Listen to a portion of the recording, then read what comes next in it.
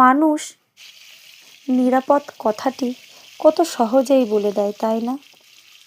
কিন্তু এই নিরাপদ কথাটা যে কী, এর মানেটা কি, সেটা একটা মেয়েকে গিয়ে জিজ্ঞাসা করো বা একটা নারীকে গিয়ে জিজ্ঞাসা করো। তার মতো ভালো এই কথাটির ব্যাখ্যা আর কেউ দিতে পারবে না। কারণ একটি মেয়ে বিয়ের আগে পর্যন্ত তার বাবার আশ্রয়কে নিরাপদ বলে, কিন্তু বিয়ের পর তার জীবনটা পুরোই পাল্টে যায়। তখন তার কাছে নিরাপদ কথার মানে হয়ে ওঠে তার স্বামী। একটা নারীকে তখনই পৃথিবীর কোনো অশুভ শক্তি বা পৃথিবীর কোনো কষ্ট বা দুঃখ আঘাত করতে পারে না, যখন সে দেখে তার স্বামী তার মাথার উপর বটগাছের ছায়ার মতো দাঁড়িয়ে আছে।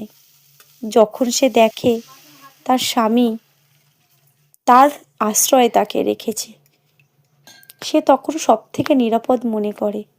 কারণ একটি মেয়ে তার বাবার পরে তার স্বামীর আশ্রয়টাকেই নিরাপদ বলে মনে করে।